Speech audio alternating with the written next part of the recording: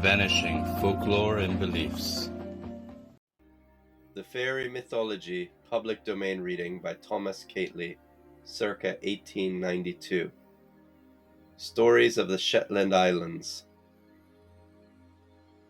The Mermaid's Wife.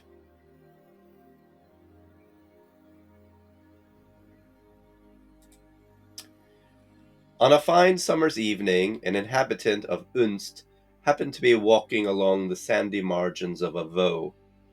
The moon was risen, and by her light he discerned at some distance before him a number of the sea people, who were dancing with great vigor on the smooth sand. Near them he saw, lying on the ground, several seal skins. As the man approached the dancers, all gave over their merriment, and flew like lightning to secure their garments. Then, clothing themselves, plunged in the form of seals back into the sea. But the Shetlander, on coming up to the spot where they had been and casting his eyes down on the ground, saw that they had left one skin behind them, which was just lying at his feet. He snatched it up, carried it swiftly away, and placed it in security. On returning to the shore, he met the fairest maiden that eyes ever gazed upon. She was walking backwards and forwards, lamenting in the most piteous tones the loss of her seal-skin robe, without which she could never hope to rejoin her family and friends below the ocean waters, but must remain an unwilling inhabitant of the region enlightened by the sun. The man approached her and endeavored to console her, but she would not be comforted.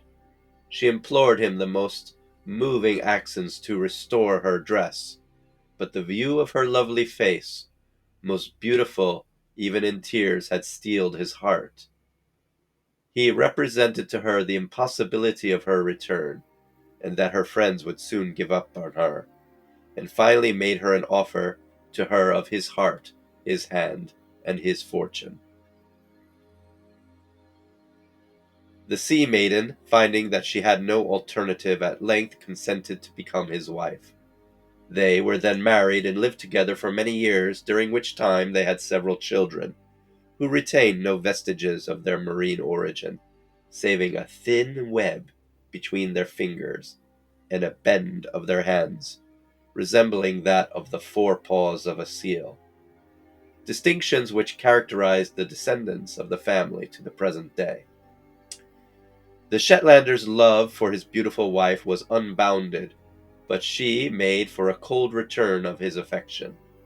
Often she would steal out alone and hasten down to the lonely strand, and there, at a given signal, a seal of large, massive size would make his appearance, and they would converse for many hours together in an unknown language, and then she would return home from this meeting, pensive and melancholy.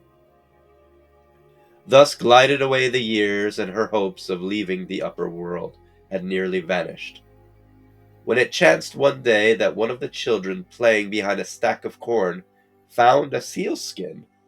Delighted with his prize, he ran with his breathless eagerness to display it before his mother, and her eyes glistened with delight at the view of her sealskin, for it was her own dress, the loss of which had cost her so many tears.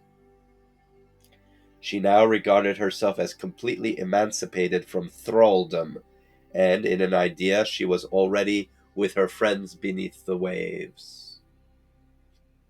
One thing alone was a drawback of her raptures. She loved her children, and she was now about to leave them forever.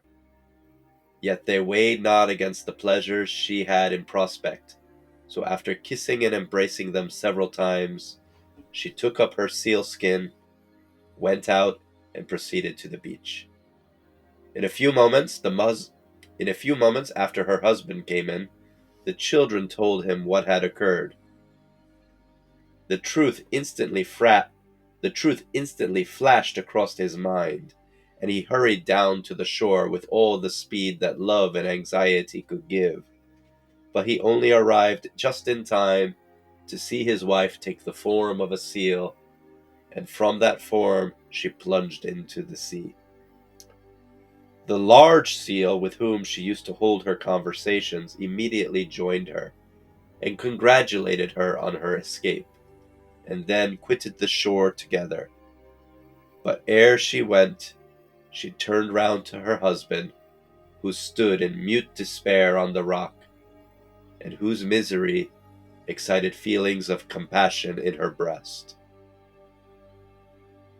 "Farewell," said she to him, "and may all good fortune attend you. I loved you well while I was with you, but I always loved my first husband better." The water spirit is in Shetland called Shupilti. He appears in the form of a pretty little horse, and endeavors to entice persons to ride on him, and then gallops with them into the sea.